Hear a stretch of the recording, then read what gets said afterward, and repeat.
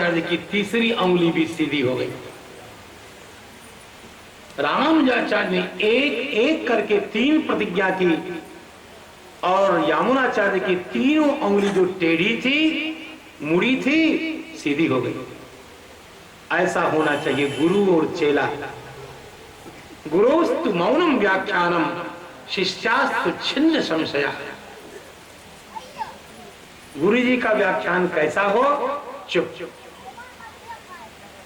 संत जब मौन होते हैं तब भी बहुत कुछ कहते हैं।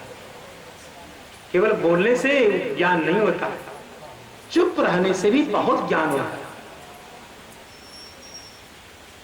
शंकराचार्य की परंपरा में तस्मै श्री गुरुमूर्तये नमः श्री दक्षिणामूर्तये, वहां चारों मठों के शंकराचार्य, चारों अनुयायियों के शंकराचार्य दक्षिणामूर्ति जी को अपना गुरु मानते हैं। और उनकी स्तुति में दक्षिणामूर्ति जी का स्वरूप कैसा है? इसको ज्ञान मुद्रा बोलते हैं। इस मुद्रा को ज्ञान मुद्रा बोलते हैं। इस मुद्रा को ज्ञान मुद्रा क्यों बोलते हैं भाई? इसमें ऐसी क्या बात हो गई? इस मुद्रा को देखने से क्या ज्ञान हुआ आपको? पूरा का पूरा वेदांत इसी में भरा हुआ, यहां से ऊपर पूरा वेदांत भरा हुआ। इसको जो समझ गया पूरा वेदांती हो गया। यही ज्ञान मुद्रा है।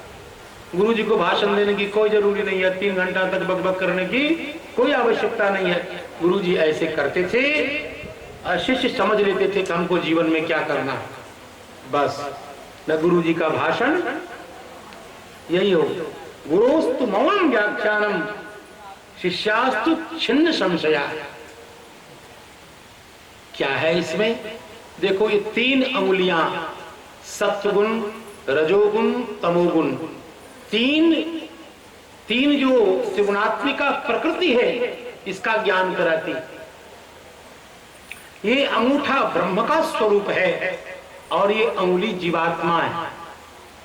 प्रकृति और परमात्मा के बीच यह जीवात्मा है।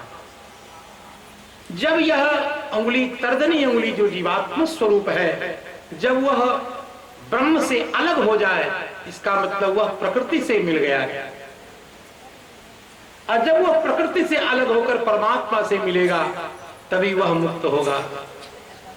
अर्थात जीवात्मा प्रकृति से अलग होकर परमात्मा से एकाकार को प्राप्त हो सकता है।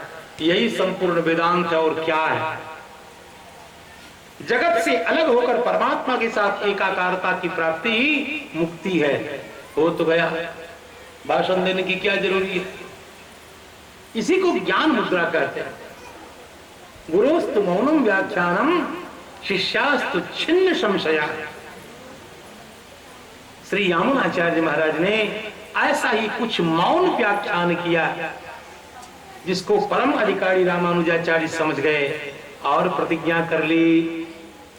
इतने नाराज हुए भगवान के ऊपर। अच्छा, आपको कलयुग अपना लगा और हम अपने नहीं लगे। आपने मुझे अपने गुरु से अलग कर दिया, कलयुग का पक्ष लिया और मेरे गुरु जी को समाप्त कर दिया, मुझसे मिलने नहीं दिया। देखो, भक्त अनेक प्रकार के होते हैं। भगवान से लड़ने झगड़ने वाले भी भक्त होते हैं, लेकिन वह जो कोप है इसको बोलते हैं प्रणय को। प्रणय को प्रेम अनेक अवस्था से प्राप्त होता है। प्रेम कैसे पकता है आप जानते हैं? प्रेम पकता है जैसे गन्ने के रस को धीरे धीरे आग में पकाते पकाते पकाते गुड़ के रूप में, और गुड़ को भी शुद्ध करते करते फिर शीतोपला के रूप में वही गन्ने का रस परिणत हो जाता है। वैसे भगवान के चरणों की प्रीति ही पकते पकते पकते अंतिम में प्रेम के रूप में परिणत हो जाता है। कैसे? पहले उत्पन्न होता है राग भगवान से। राग कैसे उत्पन्न होता है? राग नयन प्रीति स्यात्। भगवान में मन नहीं लगता। भगवान को कभी गौर से देखे हो जो मन लगेगा? जो निरंतर थोड़ी देर भगवान का दर्शन करता है स्नेह भाव से, तो भगवान आंख के मार्ग से हृदय में घुस जाते हैं। राग का आधार है दर्शन।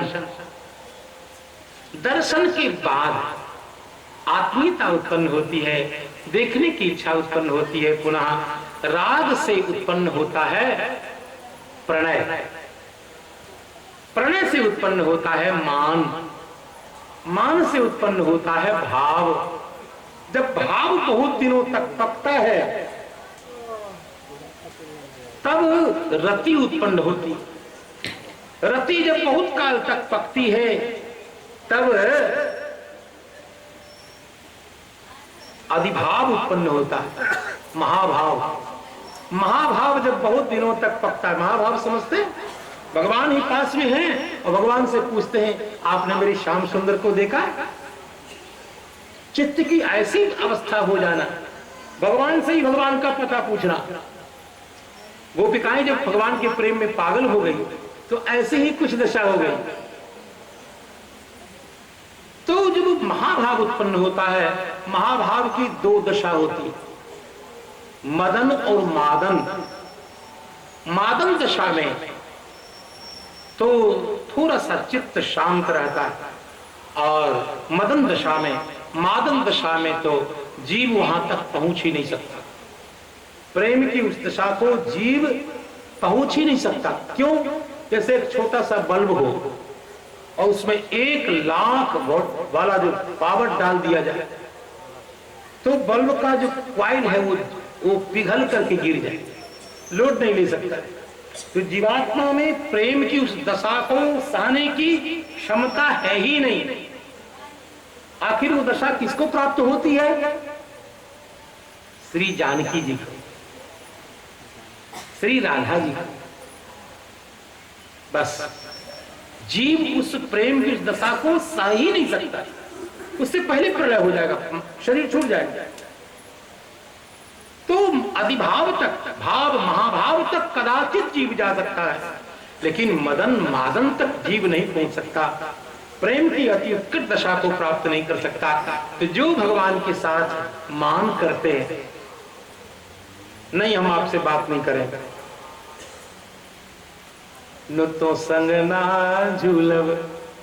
आप अयोध्या जी आप और पकी पकी दाढ़ी वाले महात्मा सखी बन करके भगवान के साथ कहते हैं रघुरैया तो संग ना झूलब। अरे रघुरैया हम तुम्हारे साथ नहीं झूलेंगे, तो झोंका देत अति भारी, सारी फारी जर तारी, तो संग ना झूलब। इतनी जोर से तुम झटका देते हो, मेरी नई नई साड़ी फट जाती है, हे रघुनंदन मैं तुम्हारे साथ नहीं झूलूंगी। सखी भाव के संत बोलते हैं ये क्या है? रघुनंदन आगे नाचूंगी, नाचूंगी नाचूंगी नाचूंगी, रघुनंदन आगे नाचूंगी। यह एक मान की दशा है। भगवान के सामने रूठना, भगवान से मनाना, रूठने मनाने वाला कार्यक्रम। यही जब प्रेम पकता है तब बनता है प्रणय। हम 1 महीने तक आपसे बात नहीं करेंगे। ये किसको अधिकार है? कौन ऐसा बोल सकता है भगवान आपने हमारे साथ धोखा किया? जो प्रेम करता है उसी को भगवान के साथ लड़ने का भी अधिकार है, सब नहीं लड़ सकता। गोपियां कहती हैं ये छलिया वही है जिसने बाली को छिप के मारा था। आप भागवत महापुराण पढ़िए, भ्रमर गीत में गोपिकाओं ने कहा उद्धव जी अपना ज्ञान चपोत करके ले जाइए, यहाँ जरूरी नहीं है आपके प्रवचन, ले जाइए। और किस छलिया की ओर से आप संदेश लेकर आए हैं? वो आज का छली नहीं है, अनेक अवतारों से छल करने की उसकी आदत है। मृगयूरिव कपीन्द्रम बिप्यधे लुब्ध धर्मा स्त्रियमकृत विरूपाम स्त्रीजित कामयानाम। ये वही छलिया है मधुसूदन जिसने बाली को छिप के मारा था। ये आज का छली नहीं है। ये कौन कह सकती है? आप कहेंगे? नहीं, जो भगवान से प्रेम करता है वो ऐसा डांट, ऐसा उपालंभ भगवान को दे सकता है, सब नहीं कर सकते। मृगयूरिव कपीन्द्रम विव्यधे लुब्ध धर्मा स्त्रियमकृत विरूपां स्त्रीजितः। श्री सीता जी के प्रेम में ऐसा फंस गया था छलिया कि शूर्पणखा आई तो उसके नाक कान काट लिए। ये कौन प्रेम है? ये कौन मर्यादा पुरुषोत्तम है? हाँ? कभी तो कहते हो कि किसी भाव से भजन करो, किसी भाव से भजन करो, चाहे भाव कोई हो, स्नेह का भाव हो, कामता का भाव हो, पिता पुत्र का भाव हो। आखिर यही तो कह रही थी कि मुझसे प्रेम करो, तो क्या गलत कर रही थी? स्वीकार कर लेते। स्वीकार करना तो दूर, और उसकी नासिका और उसके कान काट लिए। ये वही छलिया। ये कौन कह रही है? गोपिकाएं। तो गोपिकाओं को ऐसा कहने का अधिकार किसने दिया? प्रेम ने। आज रामानुजाचार्य भगवान श्रीरंग से कह रहे हैं मैं आपसे बात नहीं करना चाहता। ये उनको अधिकार है। ये कौन है? याद रखिए, ये वही शेष भगवान है। ये कभी नहीं भूलना चाहिए। और नाराज होकर आ गए श्री कांचीपुरम। कावेरी तट पर पहुंच के गुरु के दर्शन कीन, सोचत कैसे मुड़ी है मुड़ी रहे गुरु की अंगुली तीन। तीन प्रतिज्ञा की। वैष्णवता का प्रचार करूंगा, वैष्णव भाष्य की रचना करूंगा, दिव्य प्रबंध की व्याख्या करूंगा।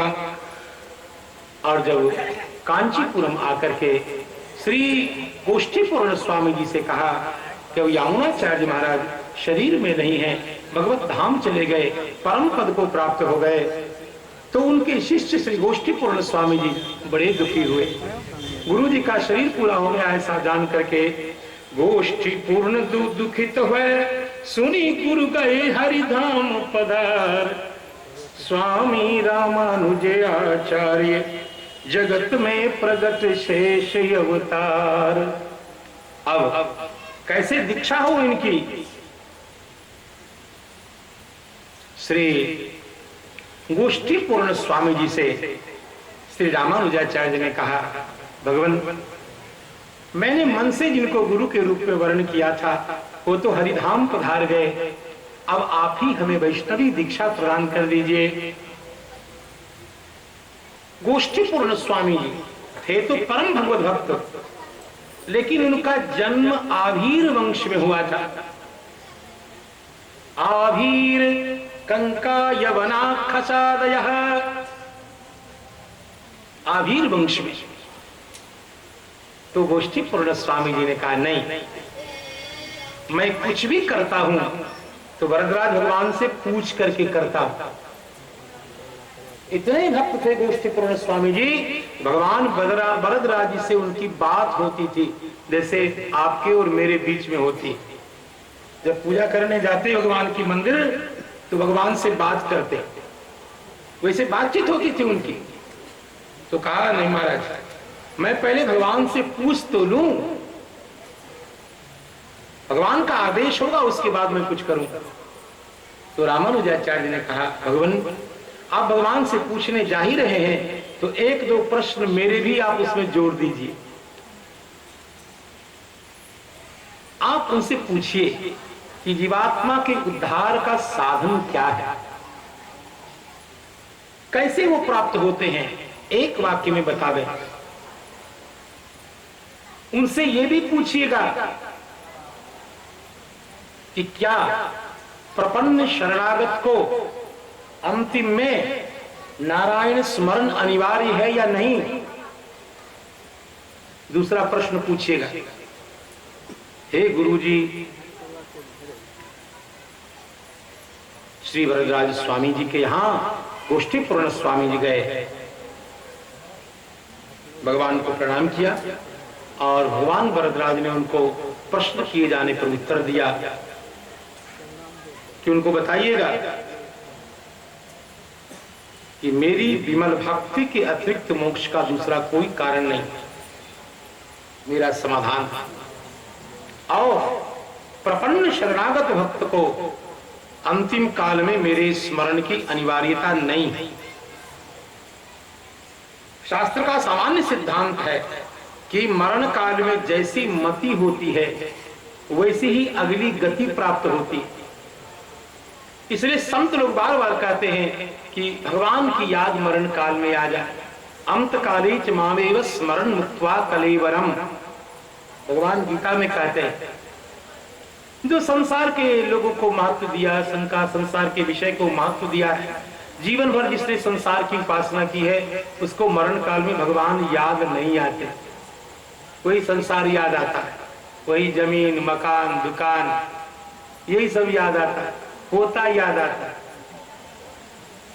बस पोते के घर में मच्छर भर के जन्म जाता है, अब बाद पोता अपना मच्छरदानी लगाए रहता है, बाबा दूर रहो दूर रहो। मरण काल में आपकी जैसी स्थिति होगी वैसी अगली गति होगी। इसलिए कहा जाता है जन्म लाभ पर पुंसाम अंते नारायण स्मृति। जन्म का परम लाभ यही है कि अंतिम काल में भगवान की स्मृति आ जाए। अंतिम काल में देखो आप कितने भी सुंदर हैं, अब फोटो खींचने वाले ने जब फोटो को संभाला, कैमरा लगाया और उस समय कहीं आपका मुंह रोने के जैसा हो गया, भले ही आप कितने डेंटिंग पेंटिंग करा के आए हो, फोटो आपका एंड टाइम वाला फोटो आएगा। आप भले ही कुछ करके, वैसे एकदम एंड टाइम पे मरण काल में यदि आपका मन भगवान के चरण में लगा हुआ है तो आपको भगवत चरण कमल की प्राप्ति होगी। यदि कहीं पोता में मन लग गया, बस फिर पोता का भी पोता बन के जन्मिए। इसीलिए भक्तों के लिए तो ये नियम है, सामान्य नियम तो ये है, रामानुजाचार्य का जो शरणागत जीव होता है, किसी कारण से मरण काल में उसकी वाणी अवरुद्ध हो गई, थोड़ा विषय का स्मरण आ गया, तो क्या जीवन भर की गई साधना बेकार हो जाएगी? तो भगवान वरदराज ने उत्तर दिया, नहीं, मत प्रपन्नानाम नामतिम स्मृतिरिष्यते। मेरे शरणागत भक्त के लिए अंतिम स्मरण अनिवार्य नहीं है। का फिर कहा अहम स्मरामि मद भक्तम। उस समय ऐसी स्थिति में मैं ही अपने भक्त को याद कर लेता हूं। यदि कहीं जीवन भर उसने भजन किया और मरण काल में कहीं खेत की कोई बात याद आ गई तो क्या उसका जीवन बेकार हो जाएगा? का नहीं, भगवान ने कहा कि मरण काल में उल्टे मैं ही उसको याद करके उसका उद्धार कर देता हूं। अहम स्मरामि मद भक्तम। कंठा अवरोध समये कपवात वित्तैः स्मरणम कुतस्ते। तो वहां भगवान संभाल लेते हैं और अंतिम में उनसे कहा गया कि आपने दीक्षा नहीं दी। इससे भी सिद्ध होता है कि ब्राह्मण को ब्राह्मणेतर से कभी दीक्षा नहीं लेनी चाहिए। दीक्षा देने का अधिकार केवल ब्राह्मणों को, क्योंकि संसार के सारे मंत्र सही मंत्र वैदिक। वेद की प्राप्ति जिसको हुई हो वही आचार्य हो सकता है। आचार्यो वेद संपन्ना। अब तो जिसको मन में आता है, इस सनातन धर्म का क्या होगा? हे भगवान, जिसको अधिकार है नहीं है, विशेष करके ये जो संत मत वाले हैं, हे भगवान बचा जिस किसी को। और ऊपर से कहेगा क्या? जाति पूछिए साधु की, पूछ लीजिए ज्ञान। अच्छा, तू बड़ा ज्ञानी का लकड़दादा बना, बेवकूफ कहेगा, तुमको क्या ज्ञान है?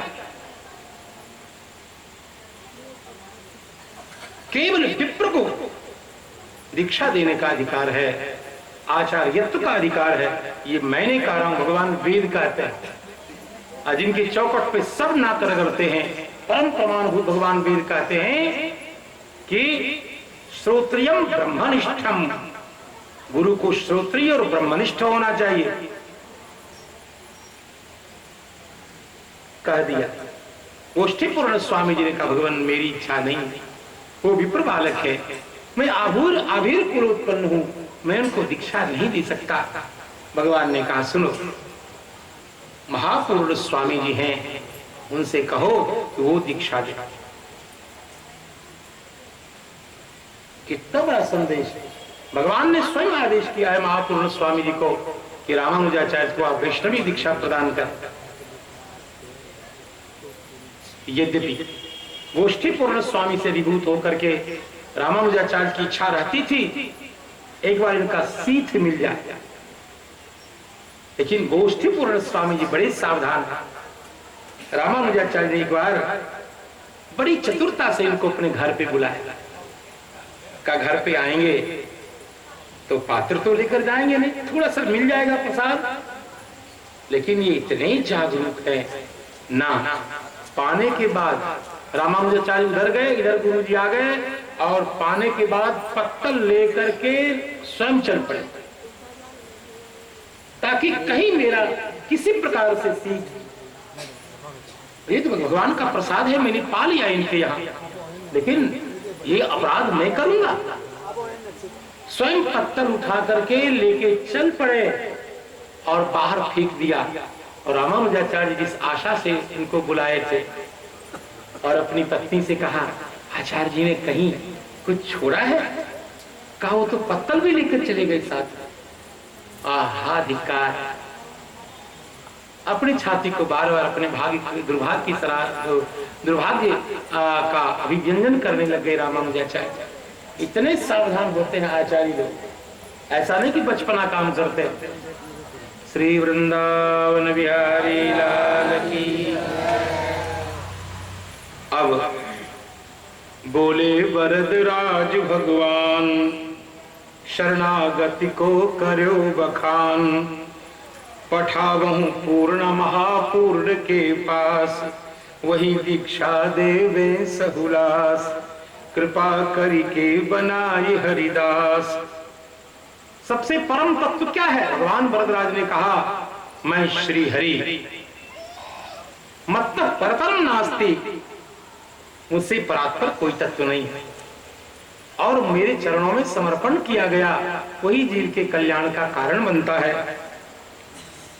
और अंतिम श्री भगवान की प्रेरणा से महापूर्ण स्वामी जी को दीक्षा का आदेश मिला, लेकिन महापूर्ण स्वामी यहाँ नहीं है, वो श्रीरंगम चले गए हैं। जब रामानुजाचार्य को पता लगा कि मेरे गुरुजी जिनके लिए आदेश हुआ वो श्रीरंगम में है और मैं हूं कांचीपुरम में, तो दीक्षा कर लेने के लिए दौड़ पड़े। और उधर से संयोग से महापूर्ण स्वामी भी चले और बीच में संयोग से मिल गए। श्री प्रियदास जी महाराज संकेत करते हैं,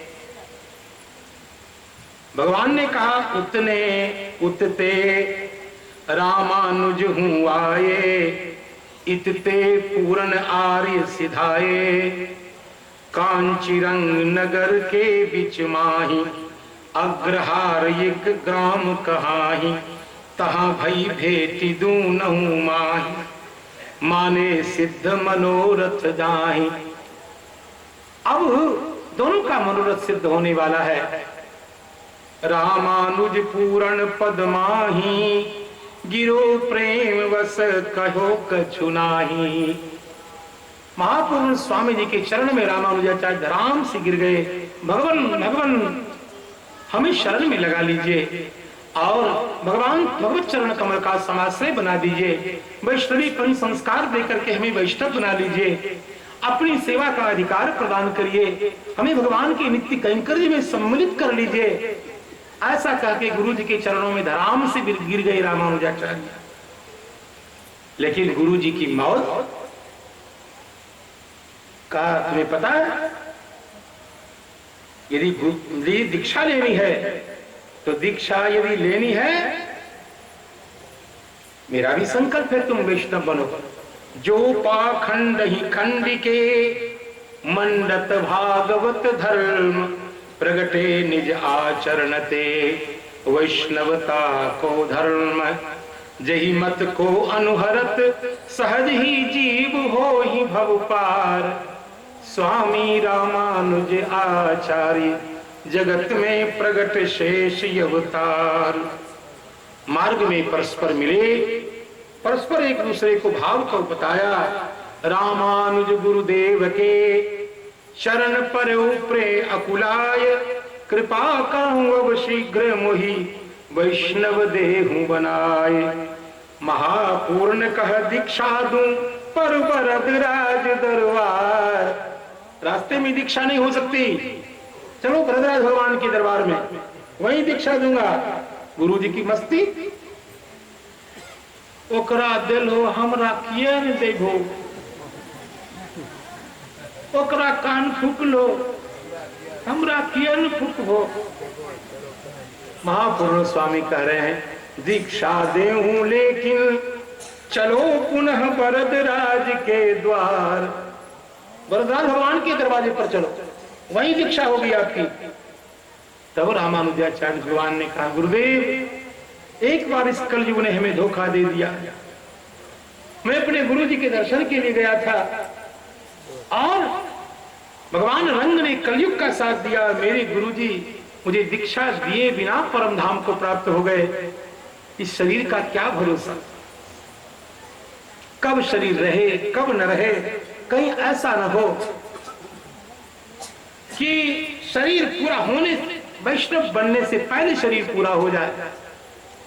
बहुत सारे मेरे मित्र हुए, बहुत ऐसे घनिष्ठ मित्र हुए, नहीं अभी हमारे लायक कोई गुरु मिले नहीं।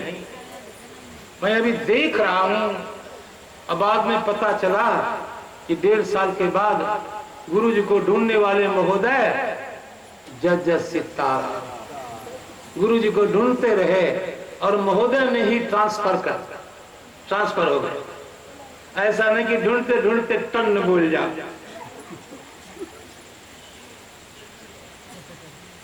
यहां लिखा है महापूर्ण कह दीक्षा दूं पर वरदराज दरबार। स्वामी रामानुज आचार्य जगत में प्रगट शेष अवतार। कह रामानुज कृपा निधाना नर तन कह अब कौन ठिकाना। अभी दे दीजे दीक्षा मोहि न जाने अगले क्षण क्या होई। शीघ्रता शुभ में कह सब कोई। शुभस्य शीघ्रम, शुभ काम में विलंब न करे। देखो शास्त्र में लिखा है गुरु और शिष्य एक दूसरे की परीक्षा करें। गुरु जी देखें कि चेला बनाने लायक है कि नहीं, चेला भी देखे कि गुरु जी कैसे हैं। गुरु करे जान पानी पिए छान, तो गुरु जी का भी टेस्ट हो जाए जरा। और गुरु जी देखें कि केवल फाय वाला है कि कुछ सेवा भी करेगा। देखे शास्त्रों में लिखा है आचार्य शिष्यों परीक्षा प्रकरण है पद्म पुराण में कि गुरु की परीक्षा कैसे हो। शिष्य की परीक्षा को लिखा है कि ब्राह्मण बालक हो 1 वर्ष तक परीक्षा करे,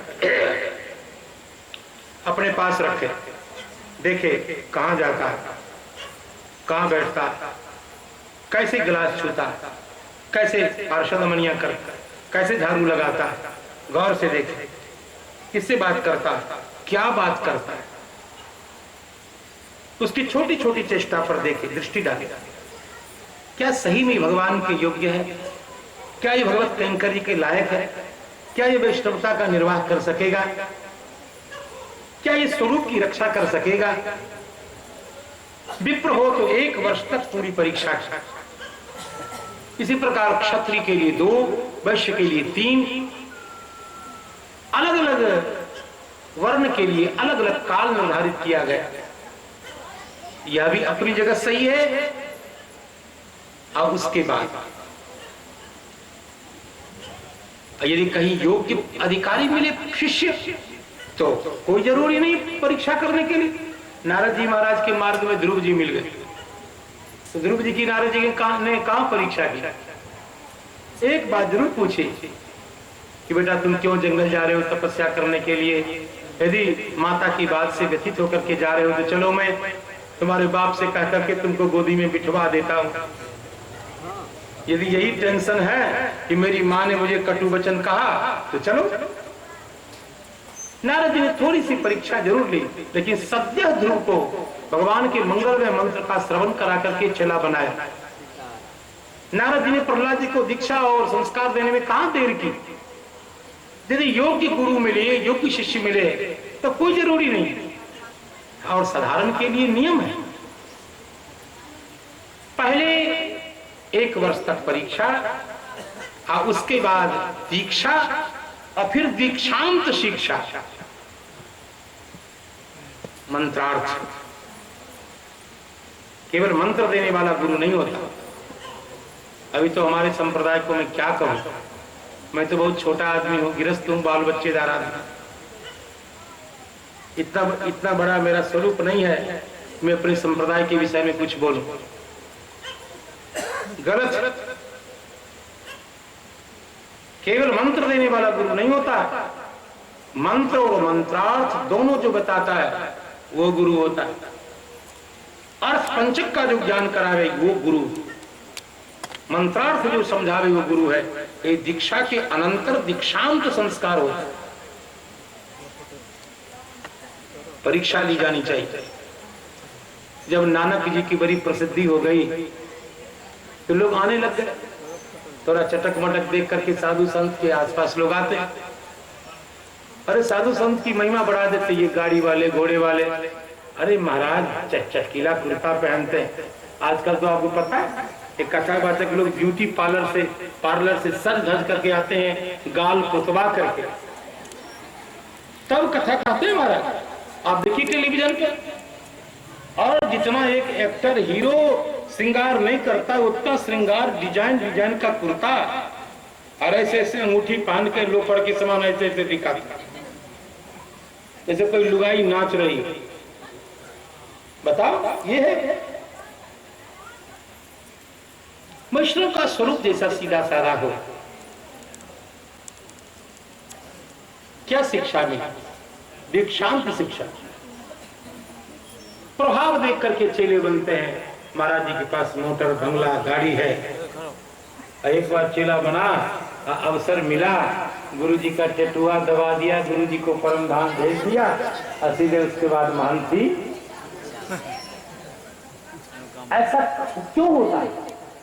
ऐसे तो भगवान की इच्छा सब के कारण। भैया हो, ये मैं इसलिए निवेदन कर रहा हूं कि परीक्षा पूर्वक अपने शिष्य को रखे, परीक्षा करें, उसका चिंतन देखे, विचार व्यवहार भाषण सब कुछ देखे समझे, तब शिष्य बना। मर्दाना जी, श्री नानक जी महाराज के आसपास जो लोग आए दीक्षा लेने के लिए, तो एक बार गुरु नानक देव जी ने क्या लीला की, कहा देखो बहुत लोग आ गए हैं शिष्य बनने के लिए, 2 भुआ ले आओ। भुआ कुष्मांड, संस्कृत में जो भुआ बोलते हैं ना, पेठा जिसका वो बनता है मुरब्बा, उसको सही में संस्कृत में कुष्मांड कहते हैं, पेठा बोलते हैं जनरल हिंदी में, और अपने गांव की भाषा में भुआ बोलते, सफेद वाला। 3-4 भुआ मंगा लिया, का एक बाल्टी पानी में रंग दे करके गाढ़ा रंग दे देना। आज जो चेला बनने के लिए तैयार था, कहा कितने लोग चेला बनोगे? नंगी तलवार लेकर के शिविर से निकले, बोल कौन चेला बनेगा? अब उनकी नंगी तलवार को देख करके कौन चेला बने भाई? एक तरफ तलवार देखता, उसमें से उस तलवार को देखकर 5 लोगों ने साहस किया। क्यों? शीश दिए पे गुरु मिले तो सस्ता जान। इस साहस से आकर के कहा गुरु जी मैं ऐसे करके लपक करके उसके केस को पकड़ लिया, अच्छा, और शिविर के अंदर ले गए और उसको तो साइड में कर दिया और भुआ के ऊपर खींच और उसके बाद बाल्टी में तलवार को डुबा के फिर बाहर निकले। हाँ, अब दूसरा कौन है? आवाज गई कि उसको तो सल्टा दिया। लगा ऐसा लगा कि पहला चेला तो बन गया, अब दूसरा कौन है भैया? हाँ, तो उस समय का, उस संकट काल में 5 ने कहा कि मैं आपसे दीक्षित होऊंगा। वही बाद में 5 प्यादे बने सिख संप्रदाय में, सिख परंपरा में। तो शीश दिए पे गुरु मिले तो सस्ता जान, कबीरदास जी के वचन। एक माधव गौरीश्वर परंपरा, नहीं, श्री निम्बार्क परंपरा के बहुत अच्छे वैष्णव थे।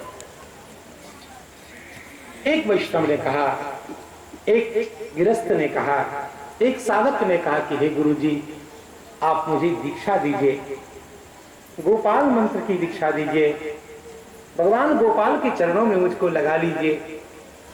निम्बार्क परंपरा के वैष्णव थे। तो कहा अच्छा दीक्षा लोगे, ऐसा करो, ये गिरिराज जी हैं, ये 7 कोस के हैं, आज दिनांक है 12 वर्ष तक गिरिराज जी की परिक्रमा करो। श्री कृष्ण गोविंद हरे मुरारे कहते हुए 12 वर्ष तक गिरिराज जी की परिक्रमा करो, और गुरु जी के वचन को मानकर 12 वर्ष तक गिरिराज जी की परिक्रमा करें। और 12 वर्ष पूर्ण होने के बाद साधक आए, प्रणाम किया, कहा गुरु जी 12 वर्ष पूरे हो गए, अच्छा मेरे पास तुमको क्या दिखाई दे रहा है? गुरु जी ये कमंडल है, ये गीता जी हैं, ये रामायण जी हैं, ये तुलसी जी की माला है, अच्छा यही दिख रहा है, जाओ 12 वर्ष और 12 वर्ष इसी प्रकार परिक्रमा करो, जाओ 12 वर्ष गिरिराज जी की परिक्रमा करना और भगवान के नाम का जप करना। फिर आए गुरु जी, 12 वर्ष फिर पूरे हो गए, अच्छा दीक्षा लेना चाहते हो? हाँ। कहा अब मेरे पास क्या दिखाई दे रहा है? कहा वही तुलसी की माला, रामायण जी की पोथी, और फिर जाओ 12 वर्ष, जाओ 12 वर्ष। इस बार भगवान की कृपा हो गई, 12 वर्ष परिपूर्ण हुआ, आंख से आंसू की धारा चल रही थी, पैर गुरु जी के सामने जाने से लड़खड़ा रहे थे। दूर से गुरु जी ने देखा, गुरु जी ने सोच लिया लगता है इस बार करंट लग चुका है, भगवान की कृपा हो चुकी है। दंडवत प्रणाम किया, कहा गुरु जी दास सेवा में उपस्थित थे। कहा बेटा क्या दिख रहा है मेरे सामने? कहा गुरु जी आपकी इस गोद पे श्री राधा रानी है, इस गोद में भगवान श्री बांके बिहारी सरकार है। कहा बेटा आओ, बस बस बस आजा आजा, यही तो देखना था, आजा आजा, तुम्हारी दीक्षा तो हो चुकी है, अब केवल औपचारिकता बाकी है, ये लो तुलसी की माल, यही तो देखना था, यही तुम्हें नहीं दिख रहा था।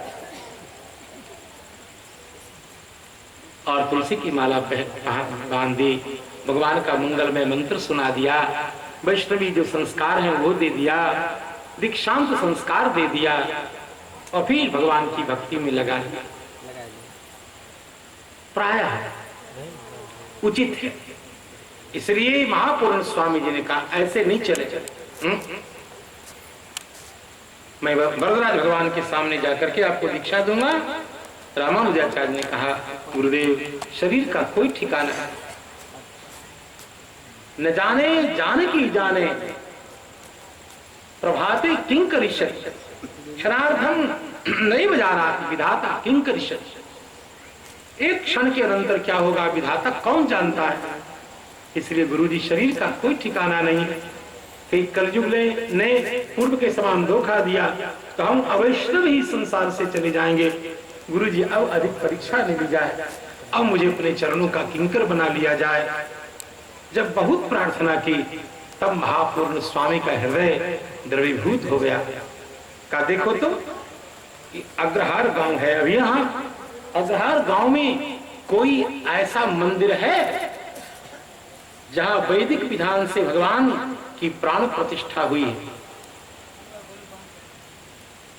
मैं क्या बताऊंगा, शास्त्र में लिखा है जिस मंदिर में वैदिक विधि से प्राण प्रतिष्ठा न हो, ब्राह्मण को उस मूर्ति को प्रणाम नहीं करना चाहिए।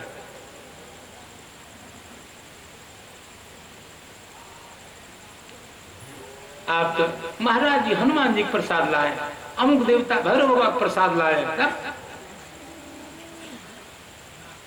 प्रसाद होने से प्रसाद ले लेंगे? शास्त्र में लिखा है जहां वैदिक विधि से भगवान की प्राण प्रतिष्ठा नहीं है, जो नैष्ठिक ब्राह्मण हैं उनको ऐसी मूर्ति को प्रणाम नहीं करना चाहिए, और कदाचित करे तो मूर्ति चटक जाएगी। एक श्री विद्या के उपासक, श्री विद्या की भास्कराचार्य जी महाराज, श्री विद्या के परम उपासक, वो किसी को प्रणाम नहीं करते थे। सन्यासी आते थे जिनके लिए कहा जाता है कि दंड धारण मात्रेण नरो नारायणो भवे, दंड धारण करते ही नर नारायण हो जाता है। ऐसे सन्यासी सामने से आते थे सदाचारी ब्राह्मण के सामने से, और वो उनको प्रणाम नहीं करते थे। तो कहा महाराज आप बड़े अभिमानी हैं, इतनी बड़ी सन्यासी, त्रिगंधी सन्यासी को प्रणाम नहीं करते, जिनको शास्त्रों में नारायण स्वरूप कहा गया। तो भास्कराचार्य ने कहा यदि इनको आपको लगता है कि मैं इनको दंडवत करूं, प्रणाम करूं, तो महाराज बचेंगे क्या? पूछो, मैं प्रणाम करूंगा तो महाराज बचेंगे? यदि आपको इतनी जिद है तो उनको कह दो कि दंड साइड करके खड़े हो जाए, मैं प्रणाम करता हूं। अदंड धारण अलग करके जो प्रणाम किया गया, धू धू करके शरीर जलने लगे। हम भी भगवान गौतम के बालक हैं। कहां गया करंट? कहां है हमारा वो तेज? देखो, मैं वैष्णवों के बीच बैठा हूं, फिर भी कह रहा हूं कि जिस ब्राह्मण बालक का उपनयन संस्कार हुआ है, केवल आप भगवान सूर्य नारायण की उपासना करो, तीनों काल में संध्या करो, सारे देवता आपकी मुट्ठी में। बहुत जवाबदेही के साथ बोल रहा हूं, शास्त्र को देखकर बोल रहा हूं, शास्त्र के नियंत्रण में बोल रहा हूं, भावोद्रेक में नहीं बोल रहा हूं, पूर्ण विश्वास के साथ बोल रहा हूं। आपको कुछ करने की जरूरी नहीं है, आपका अंदर कमजोर है, इसलिए जहीं तहीं देवताओं के आगे दांत निकालते हैं। ब्राह्मण बालक का जब जन्म होता है तो ऐसे वैसे काम के लिए जन्म नहीं होता। उपनयन होते ही ब्राह्मण के माता पिता बदल जाते हैं। भगवती सावित्री, भगवती गायत्री उनकी मां होती, भगवान सूर्य नारायण पिता होते हैं। ब्राह्मण बालक कहीं दरिद्र हो, ब्राह्मण कहीं तेजोहीन हो नहीं सकता। हमने अपना नाश स्वयं किया है, भगवान की ओर से कोई कमी नहीं है। अभी मैं कम से कम सैकड़ों हमारे मित्र हैं जिनको मैं जानता हूं, जिन्होंने गायत्री मंत्र का पुरस्चरण किया। क्या बात, दूर से हजार में दिखाई देगा ये संस्कारी, दूर से ब्राह्मण, अरे क्या बात, दहकता अंगारा है, ददकती आग है। तो आज भी जो त्रिकाल संध्या ब्राह्मण करता है, मैं आपको यहीं से एक बात सुना देता हूं। अभी आप शंकराचार्य आएंगे तो शायद मैं इस मंच से नहीं उठूंगा, लेकिन जब मुझे पता लग जाएगा कि यह ब्राह्मण बालक त्रिकाल संध्या करता है, तो मेरी जरूर इच्छा होगी कि व्यास पीठ से उठ करके उनको साष्टांग किया जाए। मेरे अपने मन की बात मैंने आपको बताई है। वाराणसी में एक बहुत बड़े भक्त विश्वनाथ कविराज, श्री विश्वनाथ कविराज, गोपीनाथ कविराज, और कबीर संप्रदाय के, कबीर पंथ के बहुत हनुमत प्रसाद शास्त्री जी बड़े बड़े सन्यासियों को, विद्वानों को वेदांत पढ़ा रहे थे। और उस समय एक 10 वर्ष का ब्राह्मण बालक, खूब सुंदर तिलक और खूब सुंदर धोती पहन के 10 वर्ष का ब्राह्मण बालक आया। श्री हनुमत प्रसाद शास्त्री जी उस वेदांत के आसन से उठ करके ब्राह्मण बालक को प्रणाम किया। तो सारे वेदांती लोग, सन्यासी लोगों ने कहा, आप गुरु जी हैं हमारे, आप ऐसे बच्चों को प्रणाम करेंगे, हमको भी प्रणाम करना पड़ेगा। तब हनुमत प्रसाद जी ने कहा कि आपको ये बालक दिख रहा है, हमको इस बालक के पीछे पुण्य का पहाड़ दिख रहा है। इस बालक के पीछे जो पुण्य का पर्वत है, जिस पुण्य के पर्वत में इस बालक को विप्र बालक बनाया है, और विप्र बालक नहीं, संध्या वंदन परायण बनाया है, धर्मनिष्ठ बनाया है, मैं नहीं चाहूं तो भी मेरी आत्मा उसके चरण में प्रणाम करेगी। तो क्यों प्रणाम किया जाए? भैया हो, हम लोग बहुत नीचे आ गए। ये बहुत दुखदाई स्थिति है। आप वैष्णव बनो, शैव बनो, शाक्त बनो, गाणपत्य बनो, जो कुछ बनना चाहो सो बनो, लेकिन यदि आपका उपनयन संस्कार विधि पूर्वक हुआ है तो ब्राह्मण तो कम से कम बनो, संध्या वंदन तो करो। ये मेरा विनम्र निवेदन है।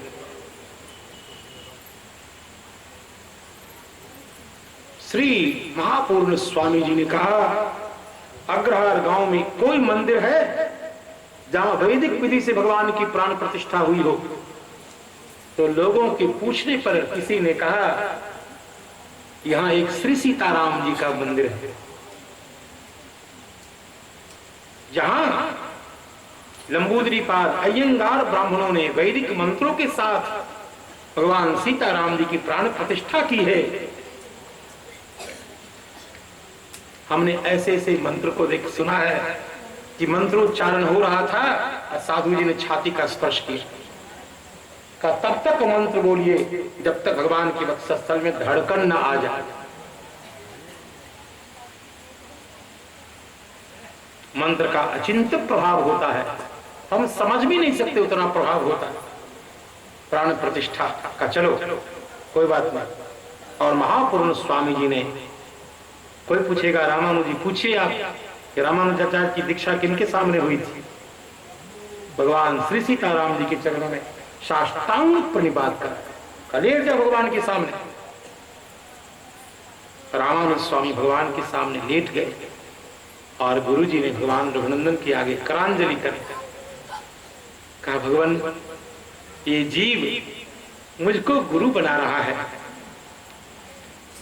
मैं गुरु बनने लायक तो नहीं हूं, लेकिन इसका भाव है तो आप इसके भाव को पुष्ट करते हुए आप इस जीव को अपनी शरण में ले लीजिए। और बहुत प्रकार से भगवान की प्रार्थना करने लगे। गुरु का मतलब यही होता है। गुरु मतलब एक सुलझा हुआ कानून जानने वाला वकील। गुरु और वकील में कोई अंतर नहीं। वकील कानून की धाराओं को जानता है, सही समय पर अपने क्लाइंट को बचाने के लिए उसका उपयोग करता है। वैसे गुरु भी भगवान के सामने जीव को उपस्थापित करके जीव के पक्ष में बात करते हैं। भगवान कहते हैं मैं इस जीव को ले नहीं सकता शरण में, ना बदमाश है, वर्णाश्रम धर्म का पालन नहीं करता। गुरु जी कहते हैं हाँ ठीक है,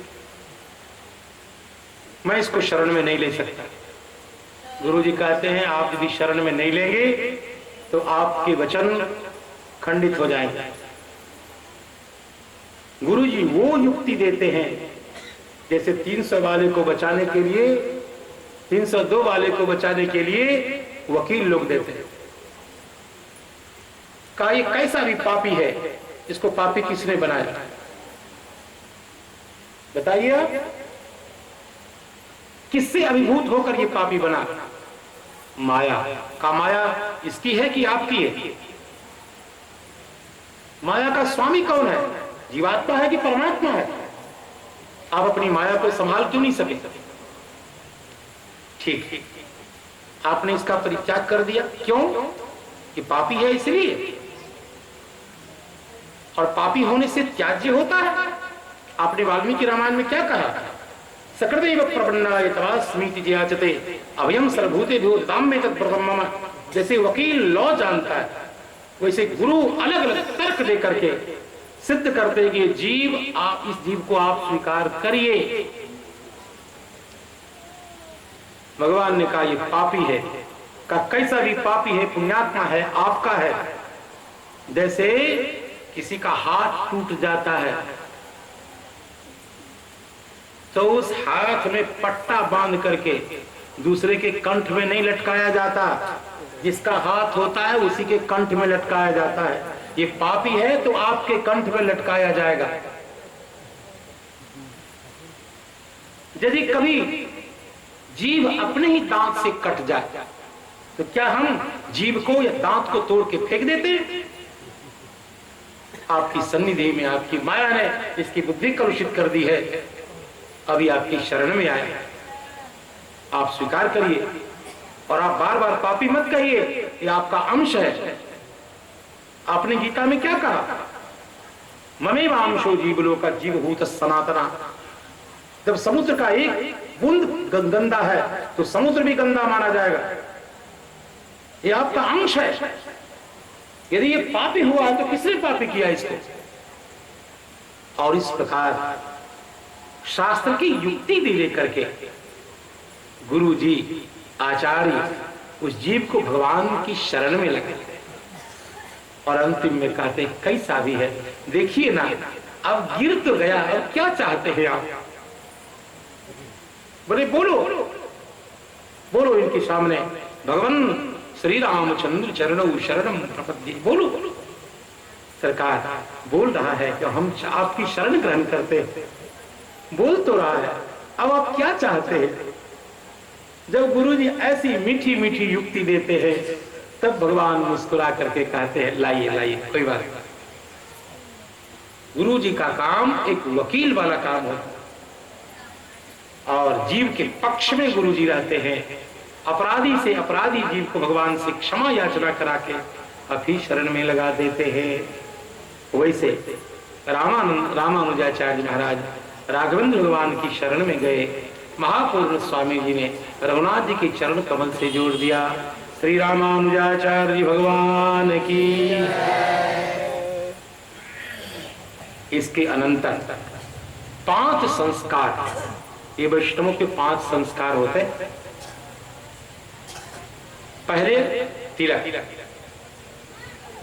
इसको ऊर्ध्व पुंड बोलते हैं।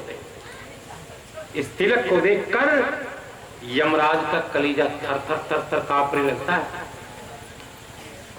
ये तिलक देख करके यमराज डर के कांप जाता है। ये तिलक ऐसा नहीं, भगवत पादाकृति भगवत चरण रज है। ये मध्य में भगवती श्री जी हैं और तुलसी की माला भगवत सायुज्य कराने वाली माला, ब्रह्म संबंध स्थापित करने वाली माला। और उसके बाद भगवान का दिव्य आयुध अंकित किया जाता है। अब तो मैं क्या बोलूं, कहीं नहीं लिखा है कि शीतल छाप दिया जाए, कहीं नहीं लिखा। लेकिन चेला बनाने के चक्कर में सेठ जी हैं, महाराज जी शीतले छाप दे दीजिए। क्या शीतल छाप होता है? शास्त्र में लिखा है तप्त छाप। भगवान की दिव्य आयुध को शंख हो, चक्र हो, या श्री रामानंदाचार्य परंपरा में भगवान का दिव्य धनुष हो, बाण हो, उसको वैदिक मंत्र से पहले हवन करे, अग्नि को उत्तिप्त करे, परिसमूहन करे, अग्नि का आधान करे, घृताहुति से, पुरुष सूक्त, श्री सूक्त से हवन करे, और फिर भगवान की दिव्य आयुध से, आयुध को वैदिक मंत्र से धन्वना अजीहि इत्यादि मंत्र से भगवान के दिव्य आयुध का पूजन करे, और उसके बाद साधक के बाहु मूल में भगवान के दिव्य आयुध को तप्त अंकित करे। शीतले छाप दे दीजिए चंदन वाला, गलत है। पूरा वैष्णव बनाओ, आयुध दे दिया और फिर नाम दिया, रामदास, गोविंद दास, गोपाल दास। ऐसे शास्त्रों में लिखा है कि दासांत नाम शूद्रों का होता है, लेकिन वैष्णवाचार्यों ने कहा आत्मा का स्वरूप है भगवत कैंकर्य। वेद में लिखा ब्रह्मदासा ब्रह्म कितबः, इस वैदिक वेद के मंत्र के आधार पर दास्य परक संज्ञाएं भगवत सेवकों की होती है। इसलिए रामदास, कृष्णदास, गोविंददास ऐसा नाम दिया जाता है जो उस जीव को याद दिलाता रहता है कि तुम्हारा वास्तविक स्वरूप क्या है। ये नाम संस्कार। मंत्र, जिस देवता का मंत्र उसको परंपरा से प्राप्त है। हमने किसी से सुना है कि यहाँ पंडित जी महाराज, उनको सभी मंत्रों का लाइसेंस मिला हुआ,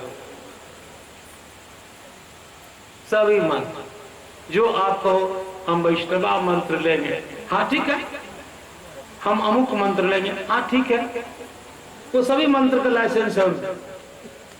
विचित्र आदमी है।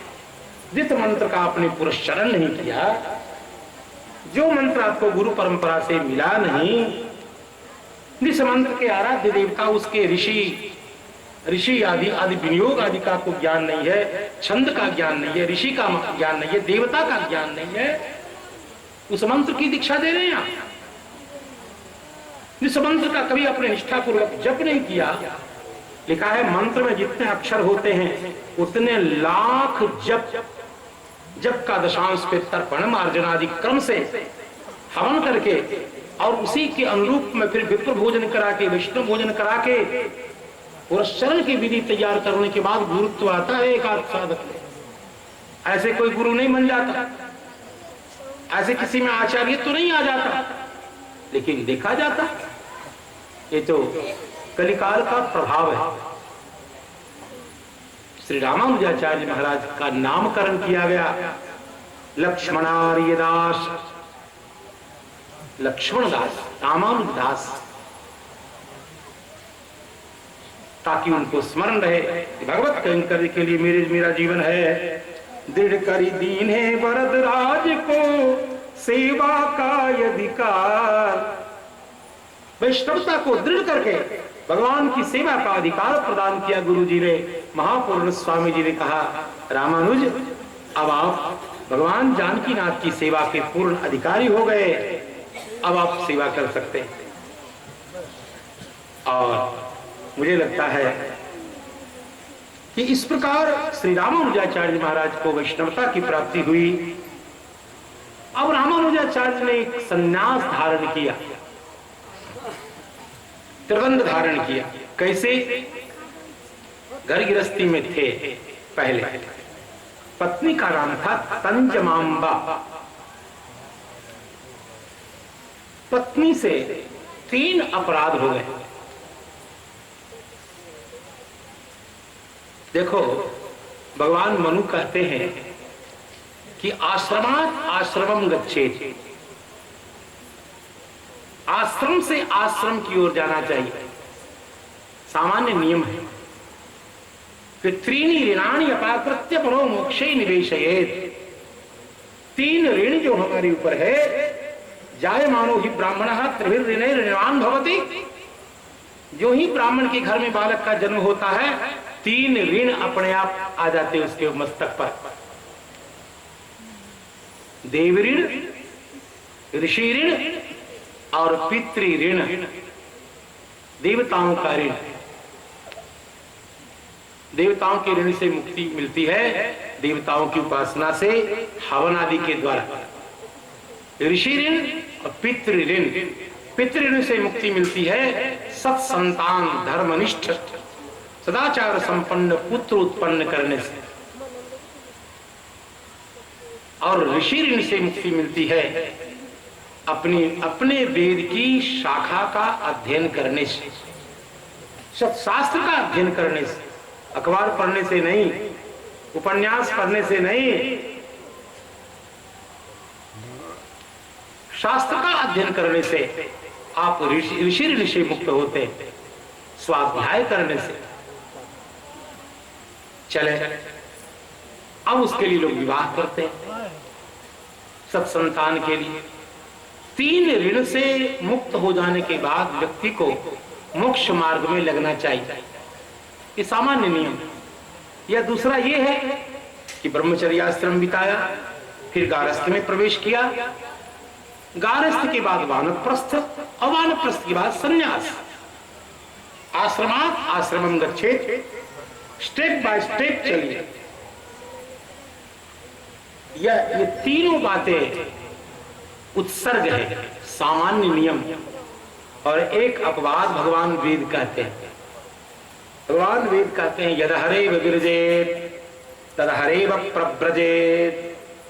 जिस क्षण वैराग्य हो जाए उसी क्षण घर छोड़ दे। मां से आप ऋण मुक्त हो जाएंगे, मां से ऋण कैसे होंगे? कोई मामा फम्मा कुछ न कोई मां, कोई पिता, कोई नहीं। आत्म कल्याण सर्वोपरि। ये देह का संबंध है, तुम्हें देह की जरूरी है, देह को नोच लो, हम जा रहे हैं। जिसको शरीर चाहिए ले लो, ले लो, कोई मतलब नहीं। कोई माँ बाप, कोई चाचा चाची, फाचा फाची, कुछ जाओ भगवान के धाम में जाओ, सीधे भगवत धाम में जाए, भगवान की शरण में जाए। जब वैराग्य उत्पन्न हो जाए तो उसके ऊपर कोई ऋण नहीं रहता। उत्कट वैराग्य आ जाने के बाद, मैं नहीं कह रहा हूं, स्मृति भी नहीं कह रही है, स्मृति से अनेक स्मृतियों से श्रेष्ठ साक्षात श्रुति भगवती कह रही है यद हरेव विरजेत तद हरेव प्रव्रजेत। जिस क्षण वैराग्य हो जाए उसी क्षण घर छोड़ दे। ये न सोचे कि देव ऋण बाकी है, पितृ ऋण बाकी है, ऋषि ऋण बाकी है। कहा महाराज फिर इन ऋणों का क्या होगा? इन ऋणों का उत्तर है श्रीमद् भागवत महापुराण के 11वें स्कंध के करभाजन ऋषि के संवाद में। देवर्षि भूताप्त नृणाम पितॄणाम न किंकरो नायमृणी च राजन् सर्वात्मनाय शरणं शरण्यं गतो मुकुंदम परिहर्त्य कर्तम। देव ऋषि आदि जितने ऋण हैं, सकल ऋणों से श्री हरि उसे ऋण मुक्त कर देते हैं यदि वह सर्वतो भावेन उनके चरण कमल की शरण ग्रहण करता है तो। सर्वतो भावेन, ऐसा नहीं कि अयोध्या गए और वहां से कहा वो जो अलमारी पर डिब्बा में वर्तमान में अचार रखा है जरा उसको तो भेजना, तब नहीं होगा ना, कच्चा काम नहीं। सर्वतो भावेन पूर्णतः भगवान सीताराम के चरण कमल में यदि आप संन्यस्त होते हैं तब आपके ऊपर कोई ऋण लागू नहीं होता। और अन्यथा इधर उधर दोनों तरफ, तब तो ना आप घर के रहे न घाट के रहे, अतः न आपका लोक बनेगा और न परलोक बनेगा। पूर्णतः जैसे गर्म तवा, आपकी भाषा में तावा, लाल करके कोई आपके हाथ में रख दे तो क्या उसको छोड़ने के लिए, फेंकने के लिए आप मुहूर्त पूछेंगे कि सत्य फेंक देंगे? जब आपको ज्ञान हो जाएगा, वैराग्य हो जाएगा तो संसार को छोड़ने में देर लगेगी। संसार में है इसका मतलब आप अज्ञानी हैं। अभी आपकी अविद्या की निवृत्ति नहीं हुई है। मोटी मोटी किताब पढ़ने से कोई ज्ञानी नहीं हो जाता। अभी संसार की यथार्थता का पूर्ण ज्ञान नहीं हुआ है। इसलिए बाल बच्चे में फंसे हो। यद हरेव विरजेत तद हरेव प्रव्रजेत। और ऐसा समझ करके श्री रामानुजाचार्य महाराज ने संन्यास का निश्चय किया। बाल बच्चों में रह करके, घर गृहस्थी में रह करके, पत्नी परिवार में रह करके हम अपना पूर्णतः आत्म कल्याण नहीं कर पाएंगे, भगवान का कैंकर्य नहीं कर पाएंगे। मुन्ना के लिए झुनझुना खरीदेंगे कि भगवान के लिए फूल भोग राग की सामग्री खरीदेंगे? नहीं होगा। इसीलिए पूर्ण वैराग्य का निश्चय किया भगवान श्री रामानुजाचार्य महाराज ने। और इनकी जो पत्नी, इनका नाम था तंजमांबा। भगवान ने कृपा कर, देखो शास्त्र में ये भी संकेत आया है, सर मुझे लगता है हारित स्मृति में है या याज्ञवल्क्य में, कि जब कोई विरक्त हो तो पत्नी से पूछे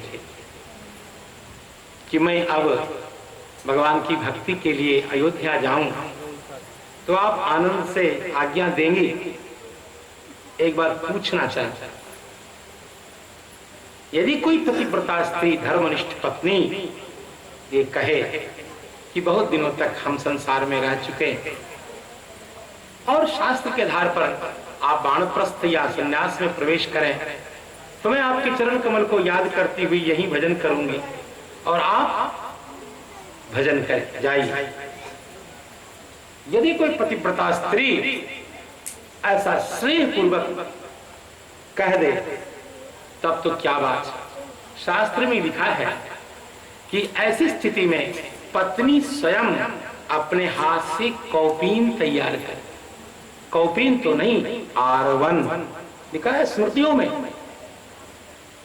ऐसे वैराग्य की दीक्षा गुरु देते हैं, लंगोटी गुरु देते हैं, लेकिन स्मृतियों में इसका संकेत।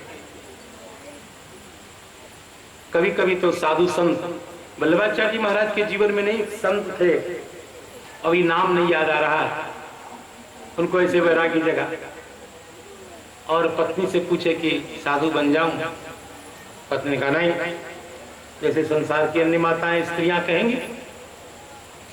तो कहा प्रेम से तो नहीं कर रही है, आपको इनको दाव खेलना पड़ेगा। तो क्या किया, फूस का घर था, चारों तरफ से आग लगा करके उसमें घुस गए, उसी बीच में घुस गए।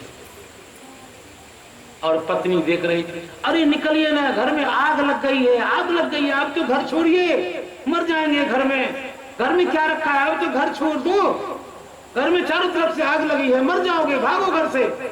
हाँ क्या हुआ? का घर में आग लगी हुई है, घर में मरना है क्या? घर छोड़ के जाओ, निकलो। बस कहा बहुत अच्छा, बहुत अच्छा। सीधे अयोध्या जी आ गया। बोलो वृंदावन बिहारी लाल की। इस दाव से भी काम चलाया जा सकता है। यदि आज्ञा ही लेनी है तो दाव नंबर ये भी है। आचार्यों ने इसका भी आश्रय लिया, पत्नी से आज्ञा लेकर। रामानुजाचार्य महाराज की जो पत्नी है, धर्मपत्नी है, जिनका नाम है तंजमांबा, उनसे 3 गलतियां कहा गया। एक बार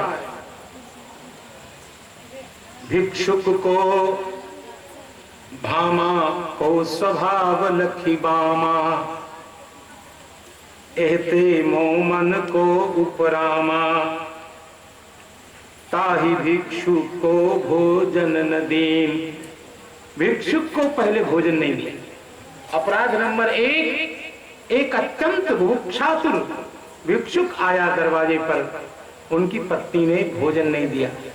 रामानुजाचार्य ने एक लाइन का अपराध नंबर 1, पूज्य गुरु तियते झगड़ो कीन। पूज्य गुरुदेव, उनसे झगड़ा किया। उनकी पत्नी ने जाकर के झगड़ा कर। क्या हुआ? कूप से जल निकालना था, जल छलक करके थोड़ा उनके पास चला गया। इतने मात्र से रामानुजाचार्य की पत्नी उनसे झगड़ने लग गई। जब पता लगा कि ये मेरे गुरुदेव जी की पत्नी से झगड़ के आई है, तो दोष नंबर 2, और तीसरा, और एक जो महा भय अपराध भयंकर, और एक बात मिथ्या भाषण प्रयुक्त जो अपराध हुआ, ये 3 अपराध को जान करके रामानुजाचार्य ने अपनी पत्नी का परित्याग कर दिया। वरदराज की अनुमति पाई, तुरंत अनंत सरोवर जाई, ग्रहण की नेत्रदंड तत्काल, त्रिदंड सहज ही छूट्यो जग जंजाल, भय सब वैष्णव वृंद निहाल, दियो कृपा करि नाम प्रभु। उस समय यतिवर यतिराज श्री वरदराज भगवान ने रामानुजाचार्य का नामकरण किया यतिवर यतिराज।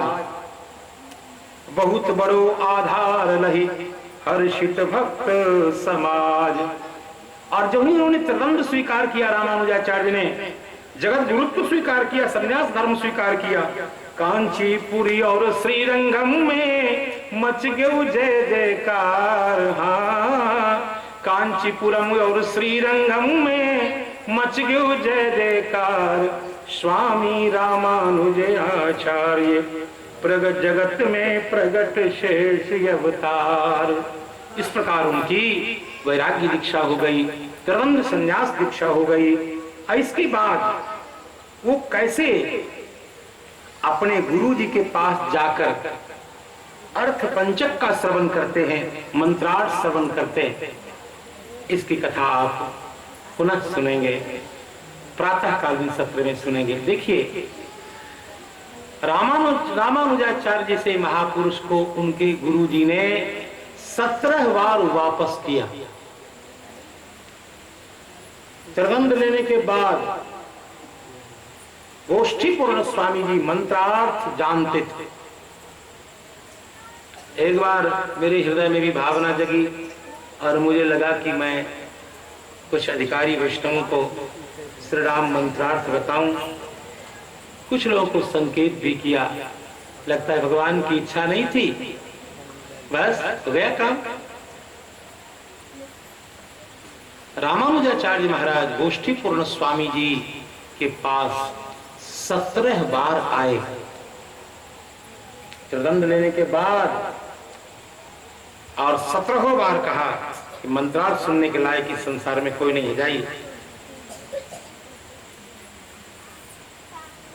ऐसे मंत्रार्थ नहीं दिया जाता। और अंतिम में जब कहा कि अब जी के क्या करें, जो मंत्र हम रोज जपते हैं, गुरु परंपरा से उसका तात्विक अर्थ जो रहस्यार्थ है, वो जब ज्ञात नहीं होगा गुरुमुख से, हम जी कर क्या करेंगे। ऐसा कह के रामानुजाचार्य जब शरीर पात करने को उद्यत हो गए, तब उनके हृदय में करुणा जगी, तब मंत्रार्थ सुनाया। और मंत्रार्थ सुनने के बाद पूर्ण वैष्णवता आती है। चले तो कैसे उन्होंने मंत्रार्थ सुनाया, 17 बार कैसे वापिस किया, इन सकल आख्यानों को आप भगवान चाहेंगे तो कल प्रातःकालीन सत्र में सुन सकेंगे। अभी वाणी को विराम मिले। भगवान नाम संकीर्तन। सीताराम जय सीताराम, सीताराम जय सीताराम,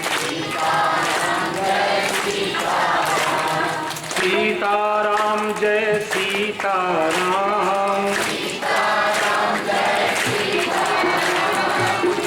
सीताराम जय सीताराम,